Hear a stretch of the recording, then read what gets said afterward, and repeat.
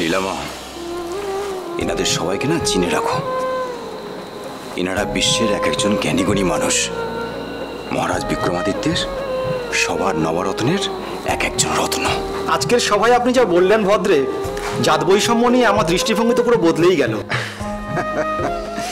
আপনি আবার আজ্ঞে আপনি বলে কথা বলছেন কেন ঘটকপর মহাশয়? এ তো বালিকা মাত্র। না না, এ তো বিস্ময় বালিকা। নাহলে চোখে মুখে কথার দীপ্তিতে এমন শিক্ষার আলো, এ যেন সত্যি স্মরণীয় বিদুষী গার্গী মূর্তিদের সামনে থেকে দেখা।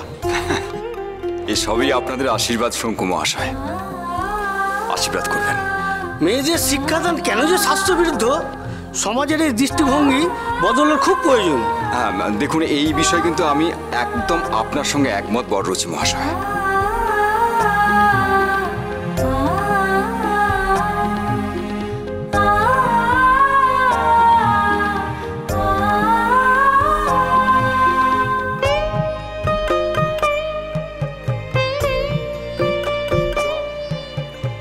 সবাই আমার যত প্রশংসা করুক, তুমি যতক্ষণ না আমার প্রশংসা করবে আমার যেন শান্তি হচ্ছে না সখা।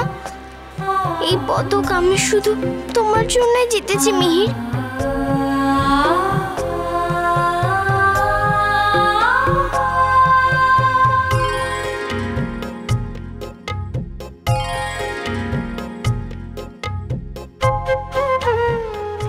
বরাহদেবকে হারানোর তোমার স্বপ্ন আমি পূর্ণ করতে পেরেছি।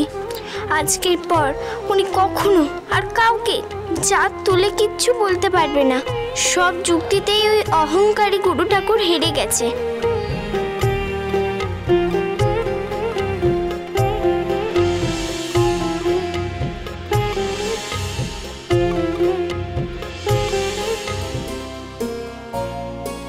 রাজা অনাচার্য, একটু আসুন, কথা আছে।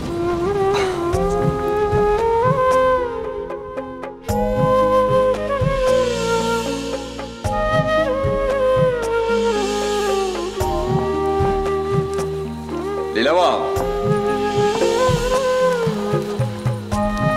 বলছি এবারে কোনো যাক। বাবা, আমরা কখন বাড়ির দিকে যাত্রা শুরু করব বাবা? এবার বাড়ি যাব। হ্যাঁ যাব, কিন্তু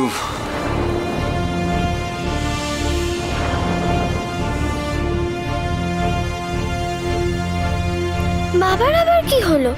এক্ষুনি তো সবার সঙ্গে হাসছিল। বাবা, কি হয়েছে? তোমাকে এমন চিন্তিত দেখাচ্ছে কেন? কাউকে খুঁজছো?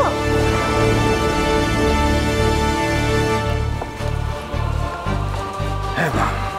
কাকে? গুরু বরাহদেবকে। দেখো, গুরু বরাহদেবের মতো একজন বিশ্বজয়ী তার্কিককে তোমার মতো এক নাবালিকা যুক্তির তর্কে আজ পরাজিত করেছে। এই আঘাত উনি সহ্য করতে পারলে হয়।